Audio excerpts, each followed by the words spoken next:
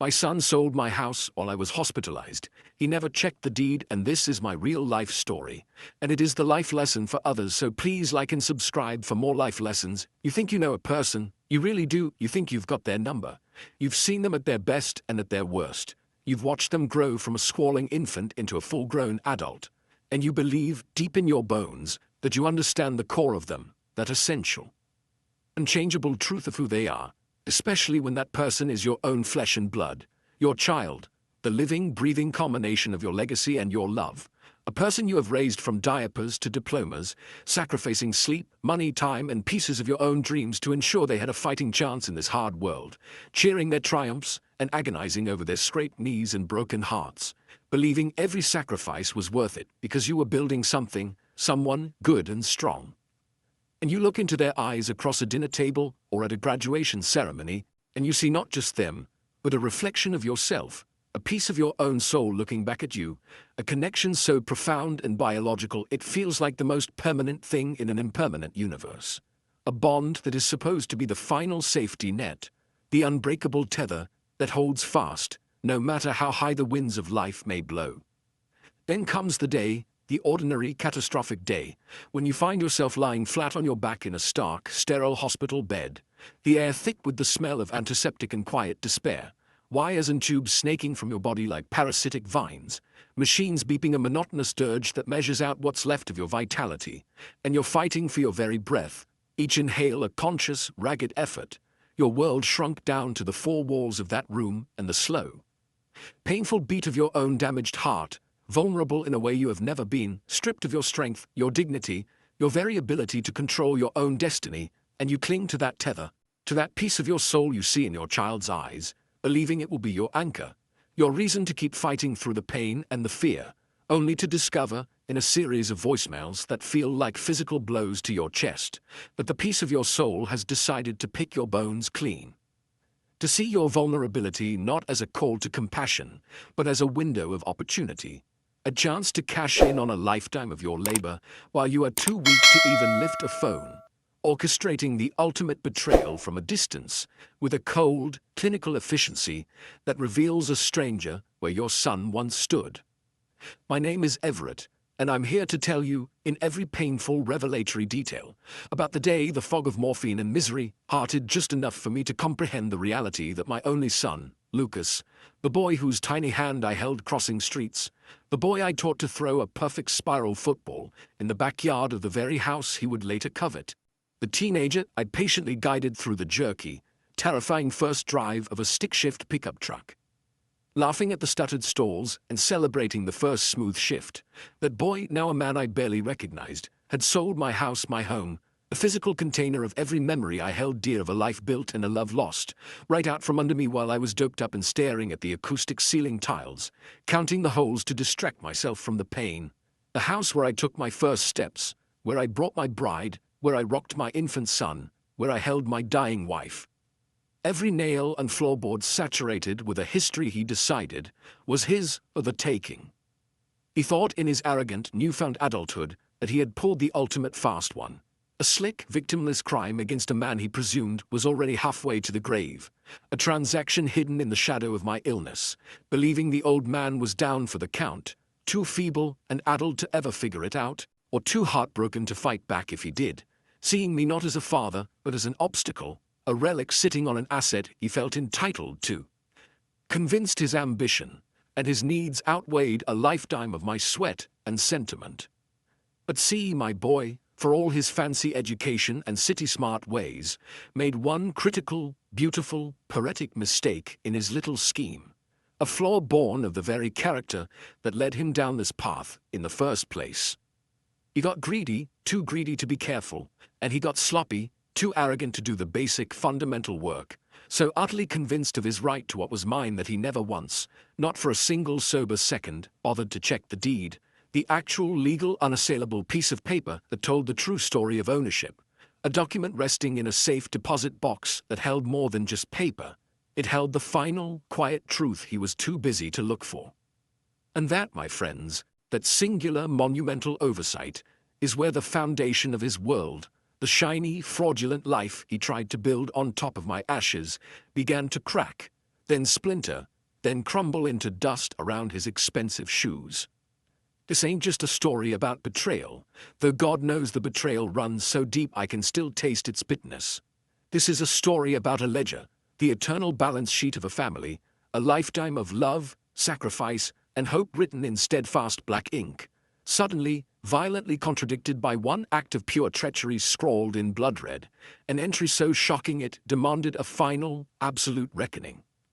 And I'm the one, from a hospital bed, and then from the porch swing of a house he could not steal, who got to settle the account. That house wasn't just bricks and mortar, it was my entire existence, my past, present, and assumed future all compressed into a single, living, breathing structure of heart, pine, and memory. A physical archive where every scrape on the baseboard had a provenance, and every shadow in the hallway held a conversation from decades past, my life pressed between the pages of a photo album, sure, but also baked into the very floorboards until the honeyed glow of the old pine seemed to radiate not from varnish, but from the accumulated warmth of 1,000 ordinary days. A warmth that started with my daddy's dream when he bought that generous oak-shaded parcel on Magnolia Lane back when Savannah was a quieter, gentler place, all whispering Spanish moss and slow-moving, tea-colored rivers, a world of manners and screened doors and neighbors who knew your business in the best possible way.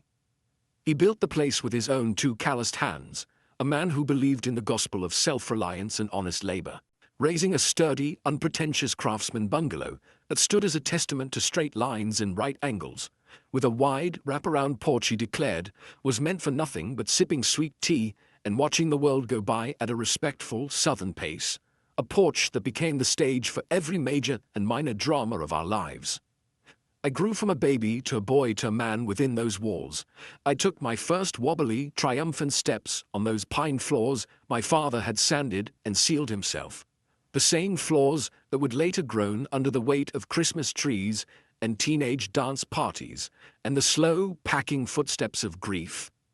I kissed my high school sweetheart Cora for the very first time right there on that front porch swing, the chains squeaking a rusty, romantic soundtrack as the summer air hummed with cicadas and the terrifying, wonderful possibility of a shared life, a moment so perfectly etched I could still feel the press of her smile against mine decades later, just by sitting in that same spot. We got married in the backyard under a canopy of my mother's roses, and we carried our joy and our dreams over the threshold. And later, we carried our swaddled, red-faced son, Lucas, home from the hospital to that very house, introducing him to his legacy with a gentle tour, whispering promises to the sleeping infant in rooms that already seemed to welcome him.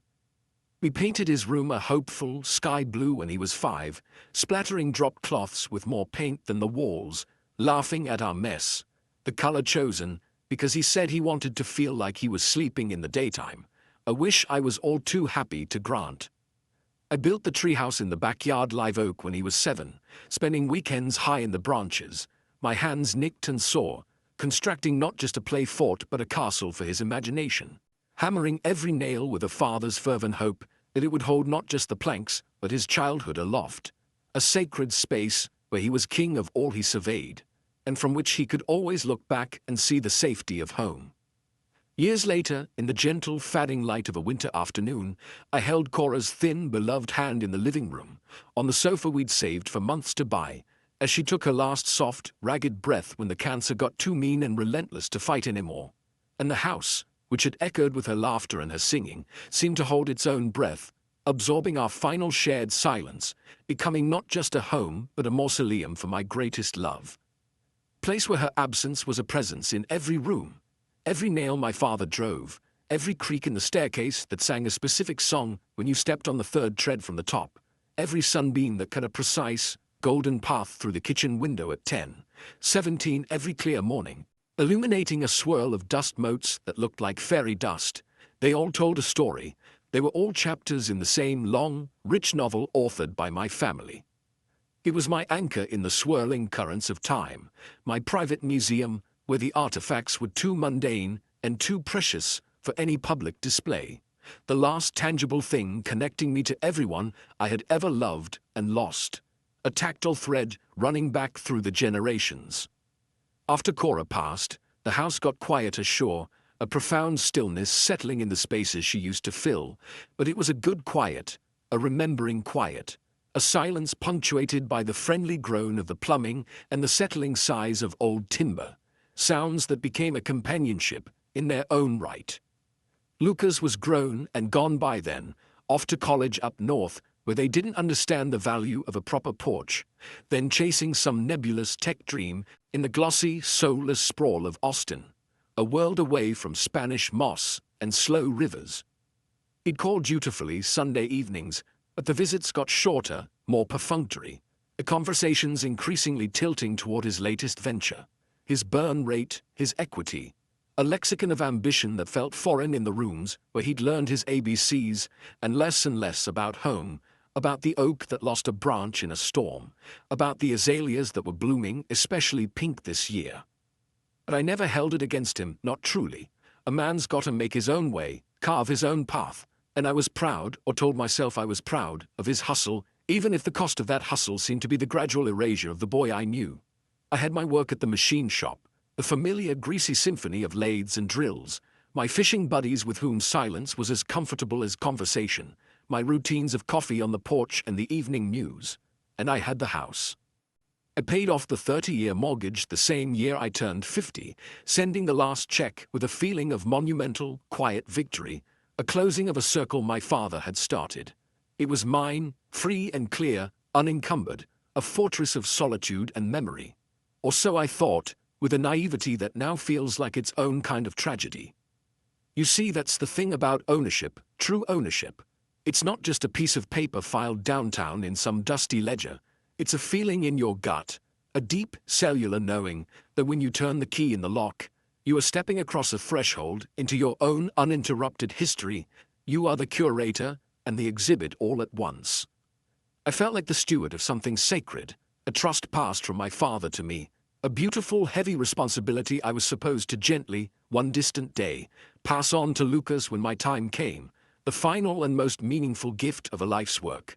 The thought of leaving it to him, of him perhaps one day bringing his own family here, was my comfort, the peaceful end to my story I pictured when I let my mind wander.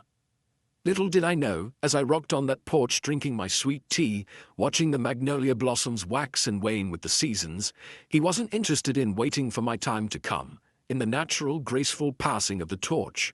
He had his own schedule, dictated by debt and ambition and a shocking sense of entitlement, and it was moving a whole lot faster and a whole lot more ruthlessly than mine. It started not with a bang or a crisis, but with a simple, dismissible dizzy spell, just a little wobble in the knees, and a sudden swimming sensation behind the eyes one humid Saturday morning, while I was pushing the old mower in a neat, green stripe across the lawn of Magnolia Lane, the engine's roar filling my ears, and the smell of cut grass, usually so sweet and summery, suddenly feeling cloying and thick. I stopped, put a hand on the mower's handle to steady myself, blinked up at the sun, and brushed it off as nothing but the heat, and maybe a touch of dehydration, an old man's moment of overexertion in the southern bake, nothing a glass of iced tea on the porch wouldn't fix. And it happened again, days later, in the familiar oily sanctuary of the machine shop, my second home for over 3 decades, as I was reaching for a 3/4-inch wrench on the shadow board, my fingers an inch from the tool when the world did a slow, nauseating tilt, the concrete floor seeming to ripple like water, and I had to grab the edge of the workbench, my knuckles white, to keep from pitching forward into the lathe. My foreman Benny, a man I've known, trusted, and worked beside for 30 years, saw it all, saw my face drain of color, go pale and waxy as a ghost, a stark contrast against the dark grease smudges, and he was at my side in 2 strides, his hand firm on my shoulder, his voice dropping into that low, no-nonsense tone that brooked no argument, the one he used when a gear was about to strip or a weld was about to fail. "Everett," he said, his eyes locked on mine, "you're going to the clinic right now, or I'm calling an ambulance and they're taking you. Your pick, but you ain't staying here." I grumbled, of course I did, about being fine, about it being nothing, about having a day's worth of work on the bench, but Benny's face was a stone wall of concern. And deep down, beneath the irritation, a cold little seed of fear had taken root. So I went, muttering under my breath as he practically drove me there himself, sitting in the passenger seat feeling like a scolded child. 2 days later, after a battery of tests that felt more invasive and impersonal than a full IRS audit, blood draws, treadmills with wires glued to my chest, scans that required me to lie perfectly still in giant whirring donuts, the doctor, a serious man with kind eyes, sat me down in his office amid diplomas and models of hearts, and his face was grave, all professional compassion and sober truth. "Everett," he said, leaning forward, his hands clasped on the desk, "you've got a heart valve that's about as reliable as a screen door on a submarine. It's not closing properly, it's leaking, and it's putting a serious strain on the whole system. We need to fix it, and we need to do it soon." He said fix it like it was a carburetor rebuild, but the scheduled open heart surgery, set for 2 weeks out, felt like a date with a cosmic judge. I called Lucas that evening, my hand trembling slightly as I dialed, wanting to hear his voice, needing to share the weight of this verdict, to have my son tell me it would be okay. His reaction, coming through the phone from Austin, was distant. Concerned, yes, but in a rehearsed, almost corporate kind of way, the tone you use with a colleague who's out sick before a big meeting. "Oh wow, Dad, that's heavy. That's really serious stuff. Listen, I'm right in the middle of a huge product launch. It's a nightmare over here, but I'll really try to clear some time to maybe come down." The maybe hung in the air between us, a tiny poisonous word. He didn't clear the time.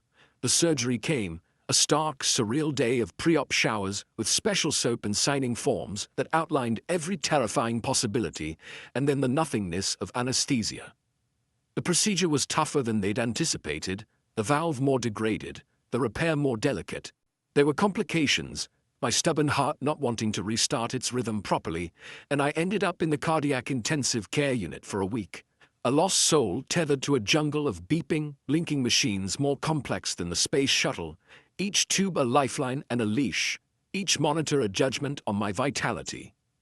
I was in and out of it, swimming up from a deep, dark ocean of drugged sleep to brief, confusing glimpses of the world. The hushed, urgent voices of nurses, the soft glow of monitors in the perpetual twilight, the relentless grating beep that measured my existence, and the deep, grinding pain in my chest that felt like a truck was parked on it. Lucas called once. During a lucid moment, a nurse handed me the phone. It was a 3-minute conversation where I could barely string 2 words together, my voice a dry rasp, and he talked at me about his launch, about the stress, and he finished by saying he was swamped, but he'd be there in spirit. A phrase so hollow, so utterly meaningless in the face of mortal fear, that it echoed in the sterile room long after I'd hung up. I remember feeling a pang of something then, sharp and clear even through the pharmacological fog, not anger yet, just a deep, hollow, bottomless sadness, the kind that feels like a physical cavity opening up inside your ribs, right next to the surgical wound. Your kid should be there. The one you made should witness your fragility, should hold your hand, should be the face you focus on when the pain is too much. But I, ever the forgiving father, made excuses for him, constructing a narrative of understanding, even in my compromised state. He's busy. He's building his life, his empire. It's a long, expensive way to travel for what might be just sitting in a waiting room. The nurses, those incredible women in scrubs, became my angels, my surrogate family in that fluorescent-lit limbo. They wiped my brow, adjusted my pillows with gentle hands, joked with me to spark a smile, treated me not just as a failing organ, but as a person. And their kindness was the primary fuel for my will to heal. When I was finally moved to a regular room, weak as a newborn kitten, every movement a monumental effort, but undeniably on the mend, the world coming back into a clearer, less terrifying focus, I asked one of them, sweet Clara with the riot of curly hair and the smile that reached her eyes, to bring me my phone from the bag in the closet. I craved a connection to the outside, to normalcy, and more than anything, I wanted to see if Lucas had texted, had sent some word, a picture, anything to bridge the gap his absence had created. That's when I saw the first red flag, the first fraying thread in the tapestry of trust. My phone was dead, stone dead, its screen a flat, black mirror, having long since consumed its battery in the darkness of the closet, disconnected from the world just as I had been. Clara, ever patient, found a charger and plugged it in for me, and as it booted up, the Apple logo glowing, it wasn't just a few concerned texts from Benny I'd missed. The notification screen exploded into a frantic mosaic of alerts, but most chillingly, the voicemail icon showed a number I'd never seen before. A full inbox, dozens of messages, a silent cacophony of voices piled up while I was unconscious. My heart, that freshly repaired, fragile thing, began to thump an irregular rhythm against my ribs. I listened, my finger hovering over the screen. The first few were from Benny, his voice moving from checking in to increasingly worried. "Everett, you good? Call me back, buddy. Hey, it's Benny again. Nurses say you're through the worst. Hang in there." Then the third message played, and it was from my neighbor, Mrs. Henderson, her familiar, sweet Georgia Peach voice now tight with a strain I'd never heard before, laced with confusion and worry. "Everett, honey, it's Marjorie from next door. I don't want to bother you while you're healing, sugar, but there's a for sale sign in your yard, a big bright one. And I saw a strange car in the driveway earlier, a fancy silver thing with out-of-state plates. Are you selling? You never said a word. It just doesn't seem like you. Call me back, sugar, please. Something doesn't feel right." My blood, what little of it felt like it was moving through my veins, turned to ice water. A for sale sign. The words didn't compute, they bounced around my skull like rogue pins in a broken machine. A sign, in my yard, on Magnolia Lane. While I was in here, the hollow sadness in my chest evaporated, replaced by a freezing, consuming vacuum of dread. It started not with a bang or a crisis, but with a simple, dismissible dizzy spell, just a little wobble in the knees, and a sudden swimming sensation behind the eyes one humid Saturday morning, while I was pushing the old mower in a neat, green stripe across the lawn of Magnolia Lane, the engine's roar filling my ears, and the smell of cut grass, usually so sweet and summery, suddenly feeling cloying and thick. I stopped, put a hand on the mower's handle to steady myself, blinked up at the sun, and brushed it off as nothing but the heat, and maybe a touch of dehydration. An old man's moment of overexertion in the southern bake, nothing a glass of iced tea on the porch wouldn't fix. And it happened again, days later, in the familiar oily sanctuary of the machine shop, my second home for over 3 decades, as I was reaching for a 3/4-inch wrench on the shadow board, my fingers an inch from the tool when the world did a slow, nauseating tilt, the concrete floor seeming to ripple like water, and I had to grab the edge of the workbench, my knuckles white, to keep from pitching forward into the lathe. My foreman Benny, a man I've known, trusted, and worked beside for 30 years, saw it all, saw my face drain of color, go pale and waxy as a ghost, a stark contrast against the dark grease smudges, and he was at my side in 2 strides, his hand firm on my shoulder, his voice dropping into that low, no-nonsense tone that brooked no argument, the one he used when a gear was about to strip or a weld was about to fail. "Everett," he said, his eyes locked on mine, "you're going to the clinic right now, or I'm calling an ambulance and they're taking you. Your pick, but you ain't staying here." I grumbled, of course I did, about being fine, about it being nothing, about having a day's worth of work on the bench. But Benny's face was a stone wall of concern, and deep down, beneath the irritation, a cold little seed of fear had taken root. So I went, muttering under my breath as he practically drove me there himself, sitting in the passenger seat feeling like a scolded child. 2 days later, after a battery of tests that felt more invasive and impersonal than a full IRS audit, blood draws, treadmills with wires glued to my chest, scans that required me to lie perfectly still in giant wearing donuts, the doctor, a serious man with kind eyes, sat me down in his office amid diplomas and models of hearts, and his face was grave, all professional compassion and sober truth. "Everett," he said, leaning forward, his hands clasped on the desk, "you've got a heart valve that's about as reliable as a screen door on a submarine. It's not closing properly, it's leaking, and it's putting a serious strain on the whole system. We need to fix it, and we need to do it soon." He said fix it like it was a carburetor rebuild, but the scheduled open heart surgery, set for 2 weeks out, felt like a date with a cosmic judge. I called Lucas that evening, my hand trembling slightly as I dialed, wanting to hear his voice, needing to share the weight of this verdict, to have my son tell me it would be okay. His reaction, coming through the phone from Austin, was distant. Concerned, yes, but in a rehearsed, almost corporate kind of way, the tone you use with a colleague who's out sick before a big meeting. "Oh wow, Dad, that's heavy. That's really serious stuff. Listen, I'm right in the middle of a huge product launch. It's a nightmare over here, but I'll really try to clear some time to maybe come down." The maybe hung in the air between us, a tiny poisonous word. He didn't clear the time. The surgery came, a stark, surreal day of pre-op showers with special soap and signing forms that outlined every terrifying possibility, and then the nothingness of anesthesia. The procedure was tougher than they'd anticipated, the valve more degraded, the repair more delicate. There were complications, my stubborn heart not wanting to restart its rhythm properly, and I ended up in the cardiac intensive care unit for a week. A lost soul tethered to a jungle of beeping, blinking machines more complex than the space shuttle, each tube a lifeline and a leash, each monitor a judgment on my vitality. I was in and out of it, swimming up from a deep, dark ocean of drugged sleep to brief, confusing glimpses of the world.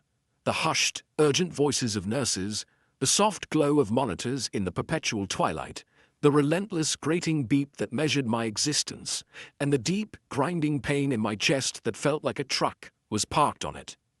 Lucas called once. During a lucid moment, a nurse handed me the phone. It was a 3-minute conversation where I could barely string 2 words together, my voice a dry rasp, and he talked at me about his launch, about the stress, and he finished by saying he was swamped, but he'd be there in spirit. A phrase so hollow, so utterly meaningless in the face of mortal fear, that it echoed in the sterile room long after I'd hung up. I remember feeling a pang of something then, sharp and clear even through the pharmacological fog, not anger yet, just a deep, hollow, bottomless sadness, the kind that feels like a physical cavity opening up inside your ribs, right next to the surgical wound. Your kid should be there. The one you made should witness your fragility, should hold your hand, should be the face you focus on when the pain is too much. But I, ever the forgiving father, made excuses for him, constructing a narrative of understanding, even in my compromised state. He's busy. He's building his life, his empire. It's a long, expensive way to travel for what might be just sitting in a waiting room. The nurses, those incredible women in scrubs, became my angels, my surrogate family in that fluorescent-lit limbo. They wiped my brow, adjusted my pillows with gentle hands, joked with me to spark a smile, treated me not just as a failing organ, but as a person. And their kindness was the primary fuel for my will to heal.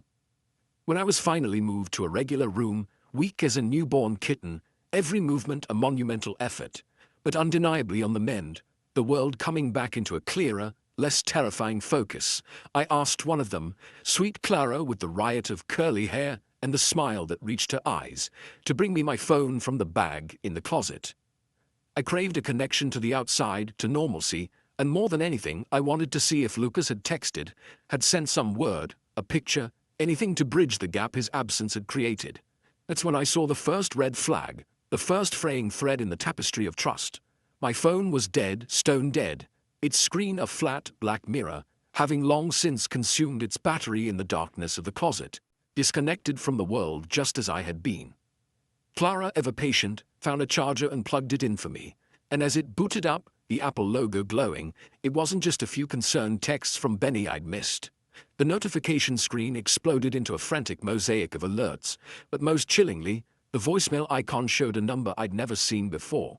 A full inbox, dozens of messages, a silent cacophony of voices piled up while I was unconscious.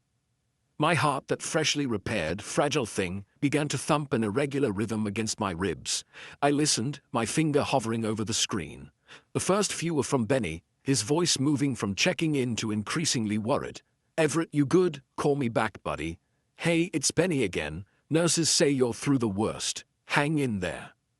Then the third message played, and it was from my neighbor, Mrs. Henderson, her familiar, sweet Georgia Peach voice now tight with a strain I'd never heard before, laced with confusion and worry. "Everett, honey, it's Marjorie from next door. I don't want to bother you while you're healing, sugar, but there's a for sale sign in your yard, a big bright one. And I saw a strange car in the driveway earlier, a fancy silver thing with out-of-state plates. Are you selling? You never said a word.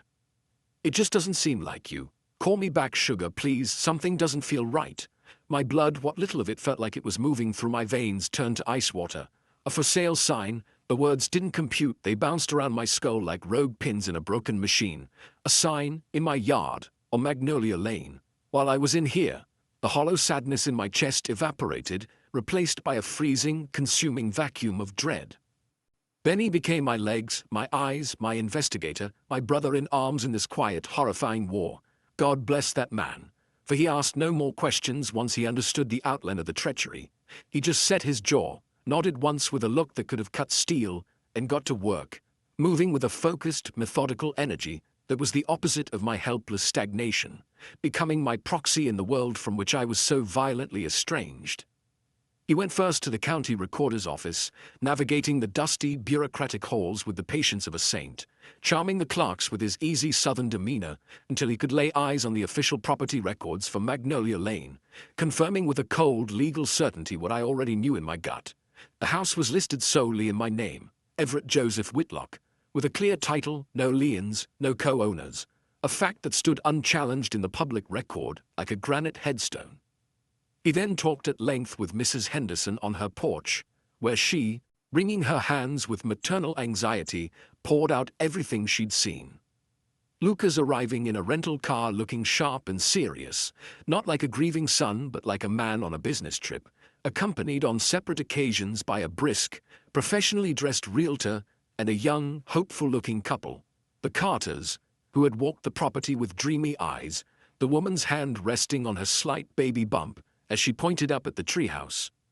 She'd even seen Lucas, with a confidence that sickened her, using his old key to let them all inside, playing the gracious host in my home.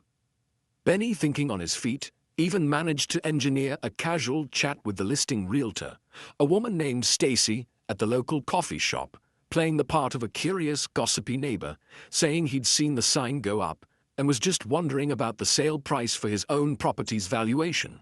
And Stacy, eager to boast of her quick work, had opened up without a second thought. The picture that emerged from these fragments, assembled in Benny's nightly phone calls to my hospital room, was both sickening in its moral depravity and impressively, horrifically brazen in its execution. Lucas had flown into Savannah the day after my surgery, the very day I was fighting for my life in the ICU. He had gone straight to the house, not to the hospital, and using a key he'd kept from years ago, a relic of a trust he was now violating, he'd let himself in, prowling through the silent rooms that held my vulnerable, unconscious form in spirit, if not in body. He'd then gone to a lawyer, deliberately not our family lawyer, Mr. Pembroke, who would have smelled a rat instantly, but some slick, out-of-town guy with a flashy website and a reputation for fast closings, and presented a portfolio of documents, a fabricated reality constructed to enable theft. What documents? He had claimed, with forged signatures and notary stamps that looked convincing enough to pass a hurried glance, that I had given him durable power of attorney years prior, granting him absolute legal authority to act on my behalf, a lie so fundamental it stole my voice and my will while I lay mute. He had then produced a photocopy of a deed, he claimed, showing the house was in both our names as joint tenants with right of survivorship, a doctored piece of paper that invented a shared ownership that had never existed, a fantasy of entitlement made manifest through forgery. To the realtor and the starry-eyed Carters, he spun a masterful, pathetic sob story.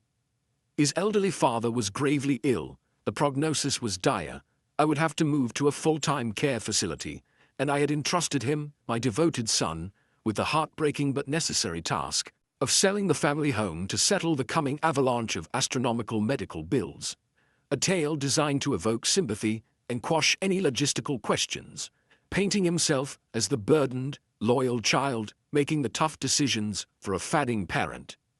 He played the part beautifully, the stressed, sorrowful son, even pulling out his phone to show them pictures of us from years ago, me holding him as a boy on that very porch, as proof of our bond, a bond he was now using as a blunt instrument.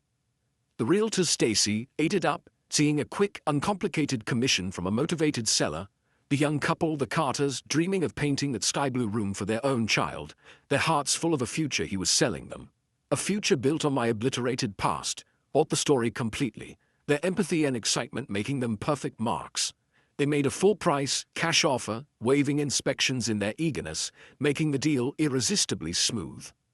The closing was set for just 3 weeks away, a timeline that leveraged my supposed rapid decline.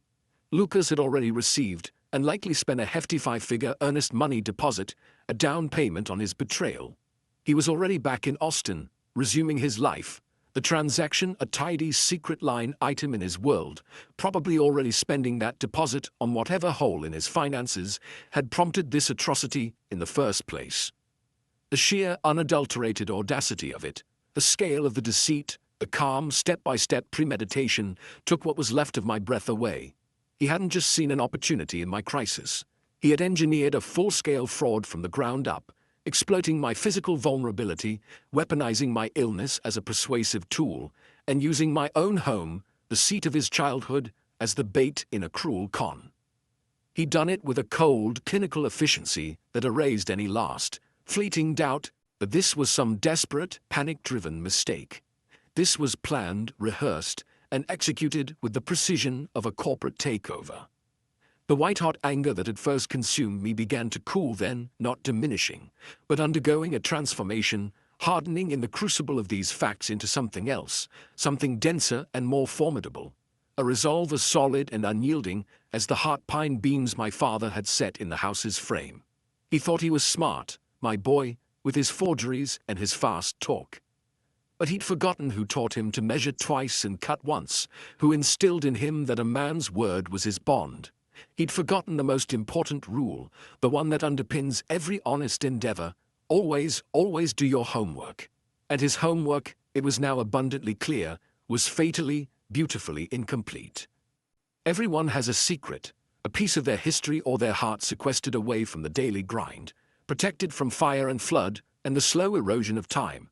And mine was contained not in my mind or my soul, but in a small, unassuming, gunmetal gray safe deposit box, number 217, located in the vault of the First Savannah Bank downtown.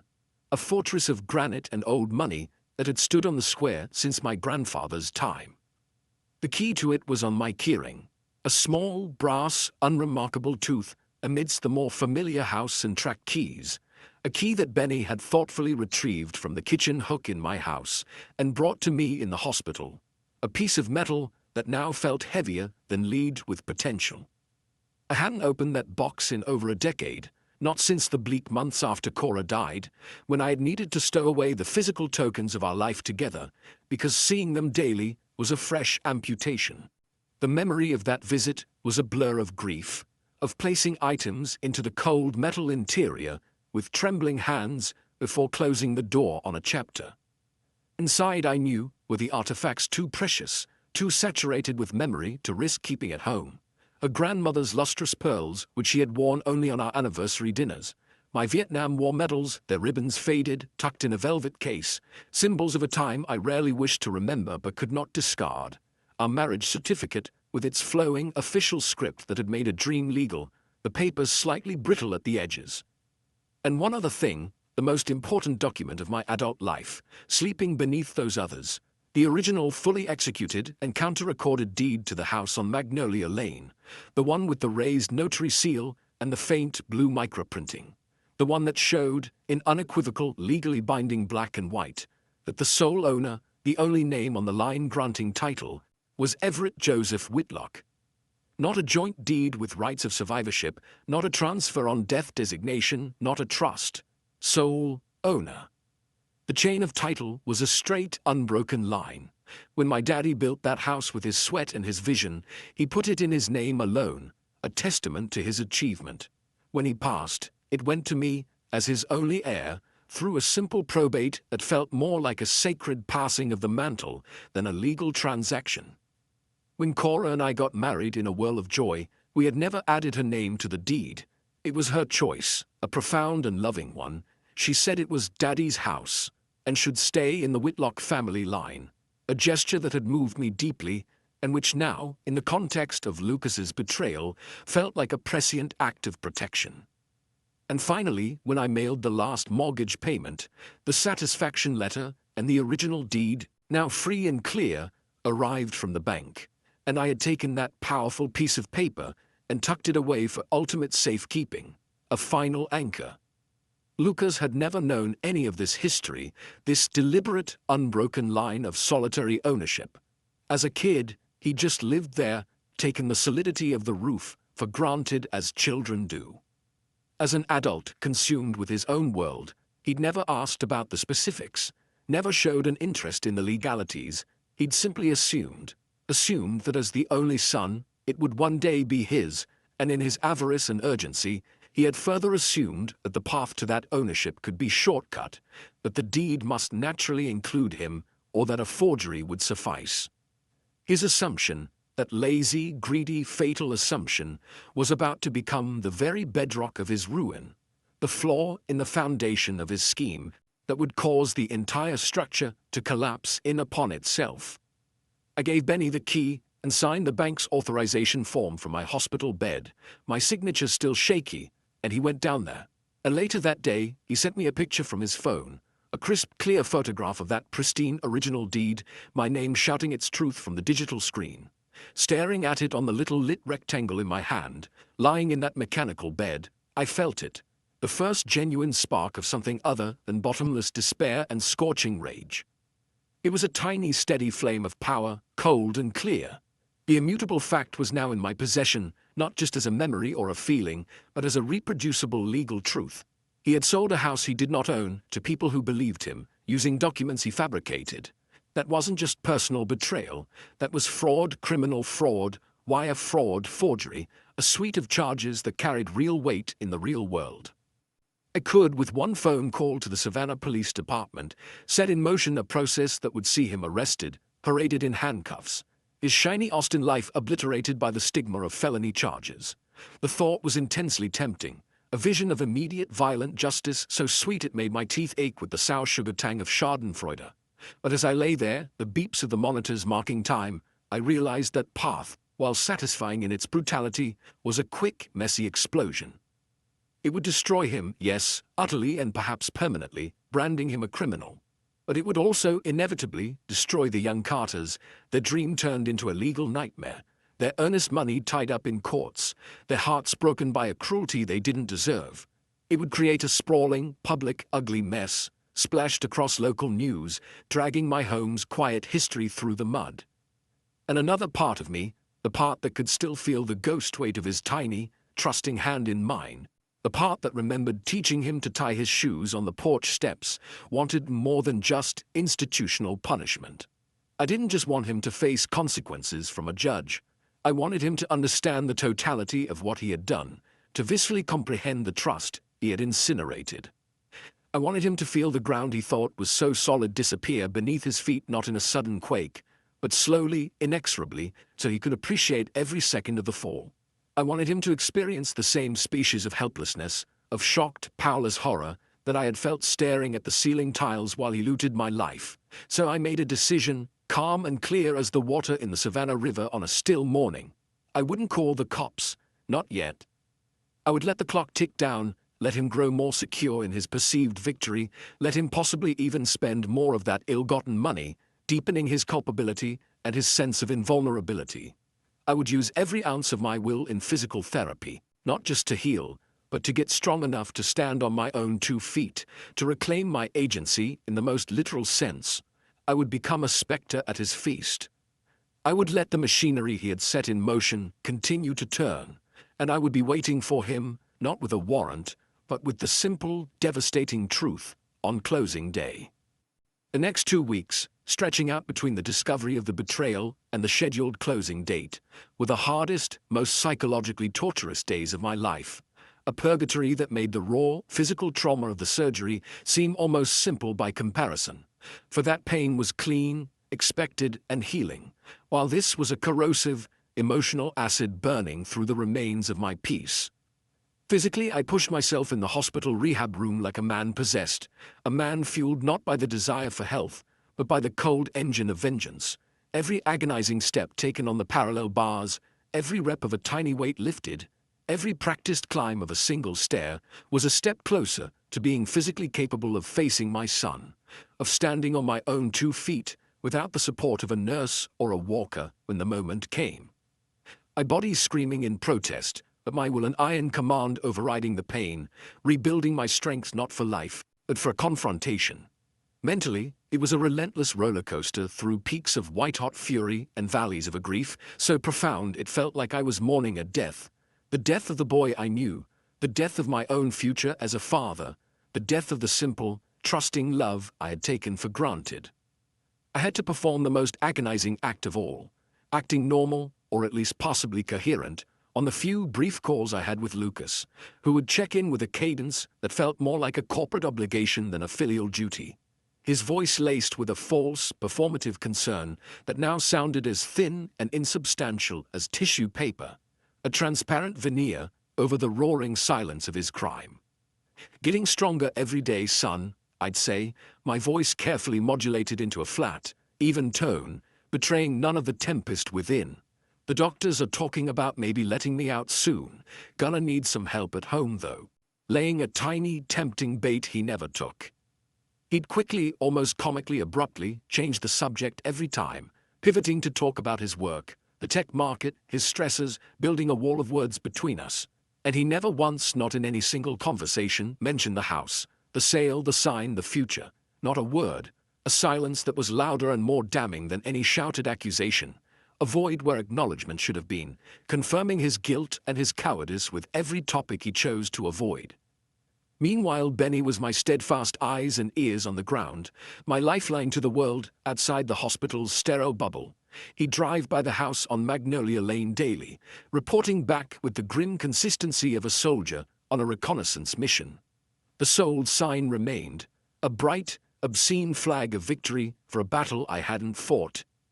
He saw the Carters visit a few more times, their hopeful faces pressed to windows as they measured for curtains, the woman's hand often resting on her belly, their expressions full of untainted dreams for a nursery and birthday parties in the backyard. It broke my heart anew each time Benny described them, these innocent, good people who were nothing but marks in my son's cruel con, their happiness a poison pill wrapped in the pretty paper of my own home, and I felt a responsibility toward them that was as sharp as my anger toward Lucas. I had Benny discreetly, through his network of local contacts, find out who their closing attorney was, wanting to know every player on the board, but I gave strict instructions. They were not to be contacted, not to be warned, not to be involved directly until the last possible second, for I needed them there, at that closing table, their hopeful presence the perfect, devastating contrast to the reality I would reveal. They were the innocent audience, the crucial human element in the scene I was meticulously setting. My own lawyer, old Mr. Pembroke, who'd handled my daddy's estate and my own affairs for 40 years, nearly had a stroke of apoplectic rage when I finally told him the full story. He sputtered about fraud, about injunctions, cease and desist orders, about calling the district attorney immediately to have Lucas arrested for forgery and theft, before the closing could even occur. I asked him calmly to wait. I asked him, looking him in the eye from my hospital bed, to trust me. Everett, he said, his voice grave, his old eyes clouded with worry behind his spectacles, what you're planning letting this proceed, it's walking a very fine line. You're allowing a criminal fraud to continue. There are risks. I know, I said, my own voice quiet but absolutely steady. I know the line I'm walking. But he didn't walk a line, Arthur. He walked over me. He trampled every boundary. I'm not walking a line. I'm just stepping back into my own path, and he happens to be standing in the middle of it. The day before the closing, I was finally discharged from the hospital, a free man in body but a prisoner of my own plan. I was thinner, my clothes hanging loose, my face gaunt in the mirror, a visible shell of my former self, but the cold, determined fire inside me burned away the lingering fatigue, providing a nervous, electric energy. I didn't go home to Magnolia Lane. I couldn't bear to walk into that space, to see the empty rooms through the lens of what had almost been stolen, to feel the ghost of Lucas's treachery polluting the air. Instead, I went to Benny's house, where his wife, Darlene, fussed over me with a maternal kindness that brought a lump to my throat, making up the guest room with clean sheets, and forcing a plate of her famous fried chicken and collards on me, food I could barely eat, my stomach churning with a cocktail of anticipation and dread. That night I lay in the dark of their quiet guest room, staring at the ceiling, not a hospital ceiling with its acoustic tiles and fluorescent lights, but a regular, textured residential ceiling, a symbol of a normalcy that felt a million miles away. I thought of Cora, her gentle face appearing in my mind's eye, And I wondered not for the first time what she would think of our boy, of the man he had become. And I hoped with a desperate fierce hope that she couldn't see this, any of this, from wherever beautiful place a spirit resided, because knowing this would have shattered her tender heart into irreparable pieces. Tomorrow the charade would end. Tomorrow the carefully constructed house of cards Lucas had built would meet the wind of truth. Tomorrow he would finally face the music for the symphony of lies he had conducted. And I, from a front row seat he never expected me to occupy, would be the one holding the baton. The closing was scheduled for 10 a.m. at a bland, professional title company office in one of those sleek, new glass and steel buildings on the outskirts of town, a place designed for anonymity and efficiency, where life's biggest transactions were reduced to signatures and wire transfers. At 9:15 a.m., with a deliberate ritualistic slowness, I put on the only suit I owned, the same sober navy blue suit I'd worn to Cora's funeral, its wool now carrying the ghost scent of sorrow and finality, and it hung loose on my gaunt frame, the shoulders sagging, the waist swimming, a physical testament to the ordeal I'd endured, the fabric feeling less like clothing and more like a suit of armor, donned for a different kind of battle. Benny drove me in his old pickup truck, the familiar cab capsule of silent solidarity, and Mr. Pembroke met us in the parking lot, his own agging sedan pulling in next to us, the old lawyer clutching his worn leather briefcase like a shield, his face set in a grim professional mask. We didn't go in. We waited in the car, the engine off, the morning sun already heating the glass, watching the entrance as if it were the gate to an arena, the three of us a silent council of war. At 9:50, right on time for a man confident of his victory, a mid-sized silver rental car pulled smoothly into a spot, and out stepped Lucas, looking like a magazine spread for ambitious young entrepreneurs. He was wearing a sharp, obviously expensive slate gray suit that fit him perfectly, his hair expertly styled, his shoes gleaming with a high-gloss polish, every detail projecting success, confidence, and a cool detachment. He checked his watch, a flashy chronograph thing on his wrist that caught the sun.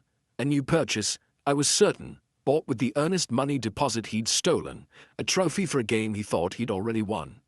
He smoothed his tie, took a deep, satisfied breath, and strode into the building with the entitled, unhurried gait of a man who owned the world, or was about to buy a significant piece of it with someone else's currency.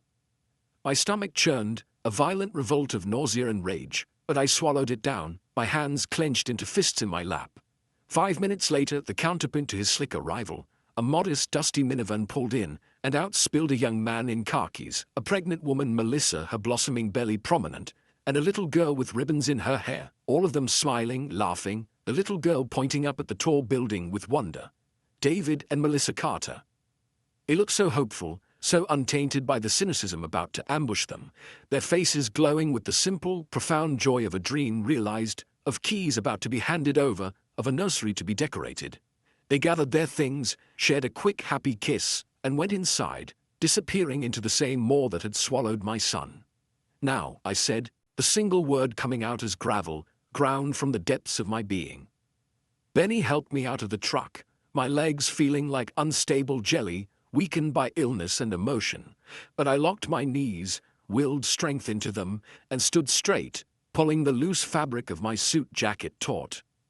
Mr. Pembroke, a head shorter but radiating formidable authority, led the way, and we formed a small, purposeful procession into the cool, hushed, artificially lit lobby, where a receptionist with a polite, impersonal smile directed us down a carpeted hallway to conference room B. The door was slightly ajar, and as we approached, I could hear the unmistakable, smooth, calibrated sound of Lucas's salesman voice, already weaving his narrative for the room.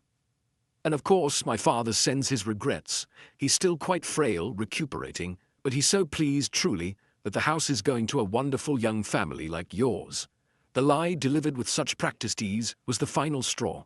I didn't knock. I placed my hand on the dark wood and pushed the door open.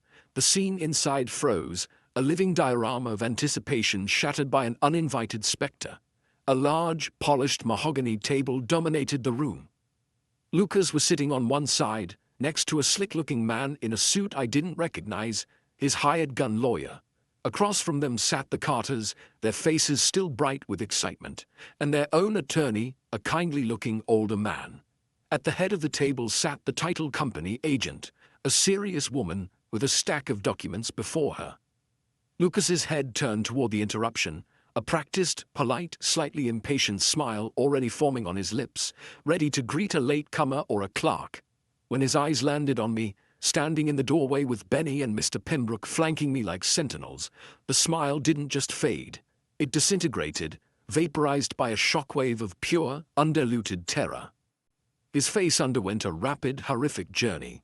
First, simple confusion at the intrusion, then a blink of shock as recognition fired in his brain, and then a slow, dawning, unstoppable horror that drained the blood from his face with such swiftness he turned the color of chalk, his skin seeming to tighten over his skull.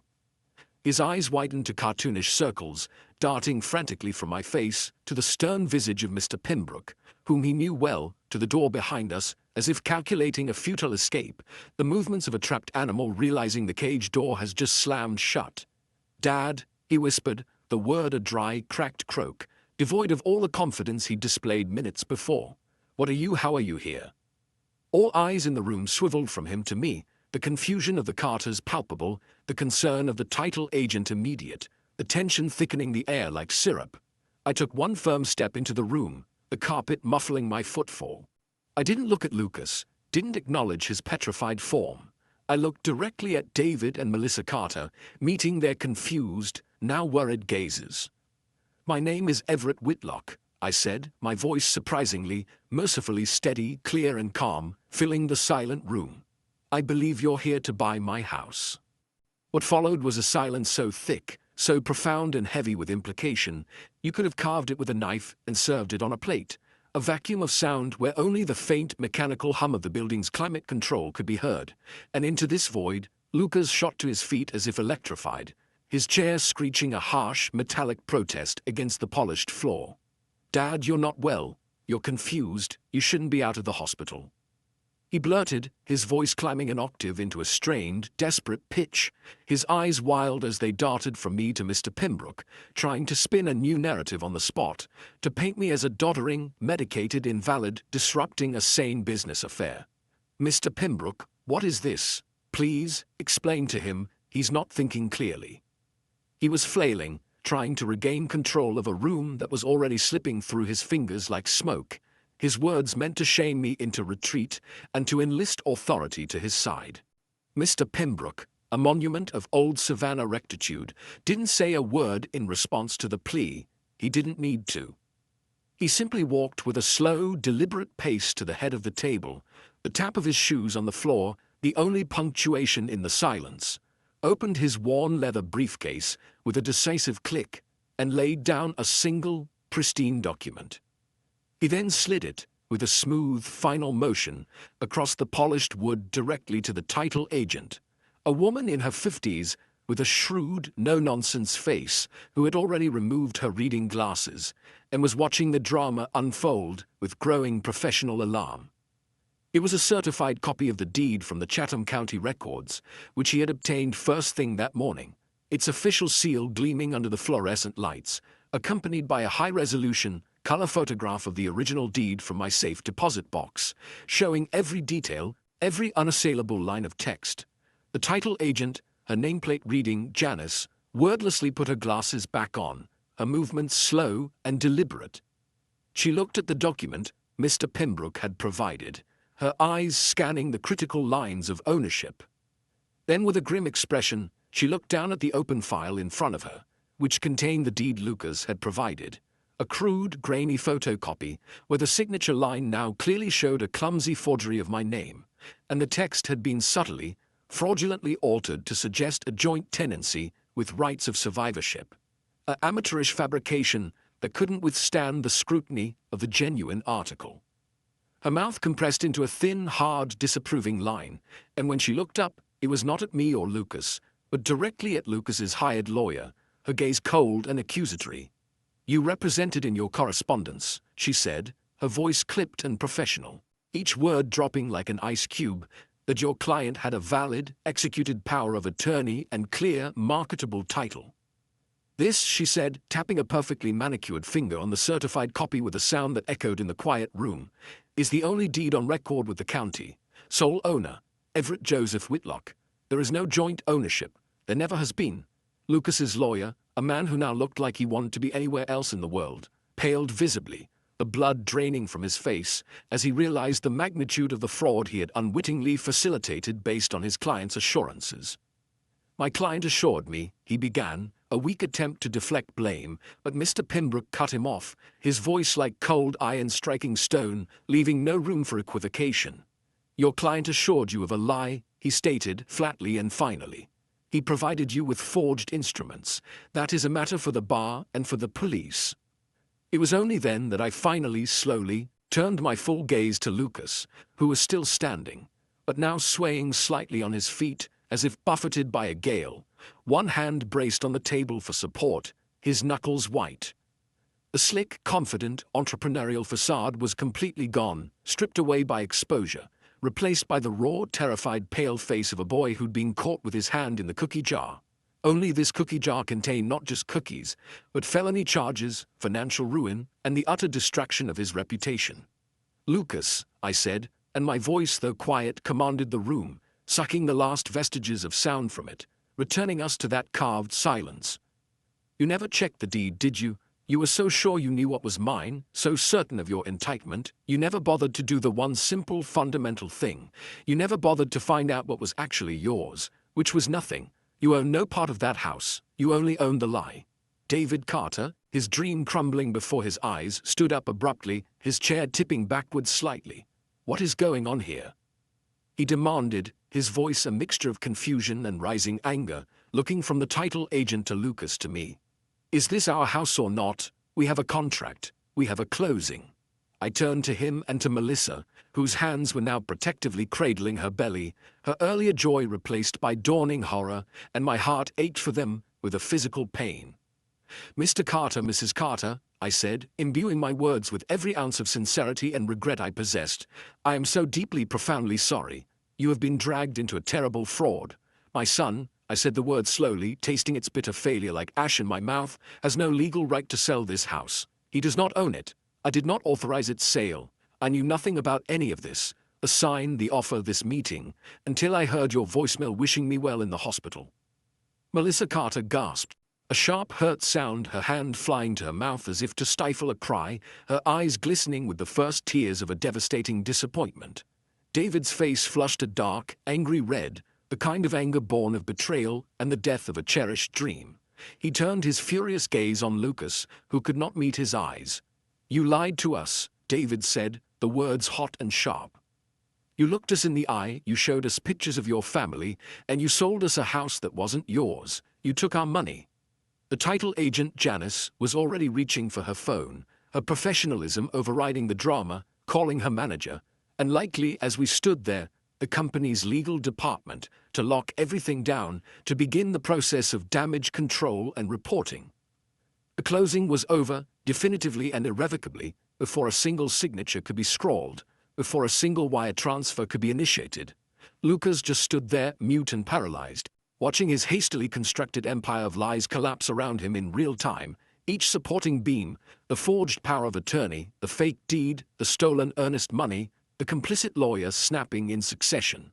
The earnest money would be frozen, the subject of immediate legal contention. The realtor would be notified, her reputation potentially stained. His forged documents were now not just worthless paper, but evidence, sitting in the center of the table under the title agent's disapproving gaze. He wasn't just facing my paternal disappointment, a private familial shame. He was facing the cold, hard, impersonal stare of the law, of fraud statutes and forgery charges, of civil suits from the defrauded buyers, of professional censure. And as he stood there, swaying, the color not returning to his face, he knew it. The ground had disappeared, just as I had wanted, and he was in freefall. We didn't have the big, dramatic, movie-style shouting match in the conference room. The shock was too deep, the legal ramifications too immediately serious for such cathartic, simple theatrics. The Carters, their faces a heartbreaking canvas of devastation and fury, gathered their things with stiff, angry movements, their lawyer shepherding them out, already murmuring in low, urgent tones about civil suits, against Lucas for fraud, against his lawyer for malpractice, against the realtor for negligence. Their dream not just deferred but violently shattered, leaving a residue of bitterness and litigation. Lucas's own hired lawyer was a portrait of professional panic, sputtering about misunderstandings and withdrawing from representation immediately, distancing himself from the ticking time bomb of his client's criminal conduct, gathering his papers with a haste that spoke of a man fleeing a contagion. The title company's staff, led by the stone-faced Janice, efficiently ushered us all out of the room, needing to contain the legal wildfire that had just ignited on their conference table, to secure the fraudulent documents, and to begin the grim process of reporting and damage control. Lucas looking suddenly very small in his expensive suit, Benny, a solid pillar of silent support, Mr. Pembroke, a figure of grim finality, and I ended up standing in the sterile, empty, overlit lobby, an awkward island in the middle of the corporate calm. Lucas finally found his voice, but it was a pathetic, wheedling, thin thing, stripped of all its earlier confidence, cracking under the weight of exposure. "Dad. You have to understand," he began, his eyes pleading, searching my face for a sliver of the old, unconditional absolution. "I was in trouble, deep trouble. I had debts, big ones. The startup failed, it all collapsed. I needed capital, I was facing ruin. I thought you'd want to help me. I thought the house was just sitting there, a huge asset, and you'd probably have to go to a home anyway after the surgery. It was too much for you, and this way I could get clear and maybe even set you up somewhere nicer." And he was rambling, a stream of self-justification, trying to dress his avarice in the tattered clothes of twisted altruism, to frame the theft as some warped form of pragmatic family finance. I held up a single hand, palm out, a simple, absolute gesture. I couldn't bear to hear another syllable. The sheer breathtaking selfishness of his calculus, that my life, my health, my home, the repository of his mother's memory, were nothing more than inconvenient obstacles to his solvency, assets to be liquidated in a fire sale during my medical crisis, sucked the air from my lungs. "You thought wrong," I said, my voice quiet but absolute, leaving no space for argument, the finality of a judge's gavel. "You didn't come see me when I was cut open. You didn't call when I was learning to breathe again. You forged my name. You sold my memories. You lied to good people who wanted to build a life in the rooms where you grew up. You are not the son I raised. That boy is gone. He died somewhere between here and Austin, and I'm looking at the stranger who killed him. What are you going to do?" he asked. The question choked, real animal fear now bright in his eyes, the fear of the cage. Are you going to press charges?" I looked at him for a long, silent moment, seeing in his face not the man before me, but a flickering montage. The swaddled infant, the gap-toothed boy on the treehouse ladder, the sullen teenager, the confident stranger in the suit. "That's not my decision anymore," I said, and my voice held a terrible, peaceful certainty. "The title company has a legal obligation to report the fraud. The Carters will, without a doubt, press charges to recover their damages, and then some. The district attorney will look at the forged documents and decide what to do with you. You didn't play a little family trick, Lucas. You played with the big leagues, real estate law, contract law, criminal fraud statutes. Now you face the big league consequences. I'm not the umpire, I'm just a witness." The realization that I would not save him, that the father who had always caught him when he fell would not step in to break this fall, that I could not even if some pathetic remnant of me wanted to, hit him like a physical blow to the solar plexus. He crumpled, his body folding in on itself, sinking heavily into one of the lobby's cheap upholstered chairs, burying his face in his hands. There were no theatrical sobs, no begging tears, just the deep, shuddering, silent breaths of a man who, in one crystallizing moment, finally sees the precise dimensions and unyielding material of the prison walls he has, brick by arrogant brick, built for himself. I turned away from the sight. I walked out of that air-conditioned tomb of a building with Benny and Mr. Pembroke flanking me, pushed through the glass doors, and the full, unfiltered Georgia sun hit my face, warm and real and indifferent to our human dramas. I didn't feel triumphant. I didn't feel victorious. I felt empty, scoured out, like a riverbed after flood has passed, everything familiar washed away, leaving only bare, clean stone. Cleansed but profoundly, achingly empty. I went home to Magnolia Lane one last time, not as a victor returning to his castle, but as a ghost revisiting a crime scene. Benny, without a word, walked up to the sold sign still defiantly planted in my yard, took it in both hands, and with a mighty heave, snapped it over his knee with a crack that sounded like justice, tossing the pieces into the back of his truck. I used my key, my real key, the one that had never been part of any fraudulent bundle, and opened my front door. The house was just as I'd left it weeks before, quiet and waiting, suspended in time. It smelled of lemon polish and undisturbed air and memories that now felt like exhibits. I walked through every room, a somber inspection. I touched the faded patch on the wall in Lucas's old sky blue room, where a poster had once been taped. I sat on the porch swing, but it didn't creak the same friendly creak. It felt like a mechanism for a sadness too heavy to swing away. It was all still legally, physically mine, but it felt different, irrevocably altered. The silence wasn't peaceful or remembering anymore. It was haunted, heavy with the ghost of the betrayal, echoing with the near miss of its loss, every corner whispering of how close I had come to having it all ripped away. I knew then, with a certainty that settled in my bones, that I couldn't stay. The house, my fortress, my museum, was tainted. The sanctuary had been violated, and no amount of cleaning could scrub the stain of my son's intent from its walls. It was no longer a home. It was a crime scene and a mausoleum for a dead relationship. A few months later, after Lucas's legal proceedings began in earnest, he was looking at multiple felony counts of fraud and forgery, his face appearing in a small, shameful article in the Savannah paper. I quietly, through the steadfast Mr. Pembroke, put the house on the market for real, with a clear title and an honest, heartbreaking story for the right buyer. I sold it to a nice retired couple from Charleston who appreciated its history and its bones, who promised to care for the rose bushes. I took the money, every penny of it, and bought a small, bright, modern condo with a view of the Wilmington River, a place with no stairs to climb, no yard to mow, no childhood ghosts in the closets, a clean, anonymous, fresh start. And I used a portion of the money, a significant portion, to set up a robust college fund for the Carters' new baby, delivered anonymously through a trust that would mature when the child turned 18. The only way I could think to scrub a little of the stain from my family's name, to redirect some good from the wreckage toward the innocent lives caught in the blast radius. I never spoke to Lucas again.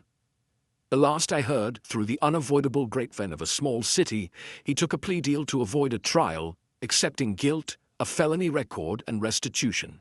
He lost his tech job, his fancy Austin friends evaporated, and he's now paying his debt, not just in monthly installments to the state, but in wage garnishments to the Carters, a financial anchor that will drag behind him for the rest of his 20s, at least. Maybe one day, years from now, when he's older and the shine has worn off everything, he'll truly understand the weight of what he did, the trust he atomized, the legacy he attempted to loot. Maybe not, but that understanding, that redemption, if it ever comes, is his journey to make, his burden to carry. It is no longer mine. My path led away from Magnolia Lane toward the river and the quiet, earned peace of a man who settled his own account.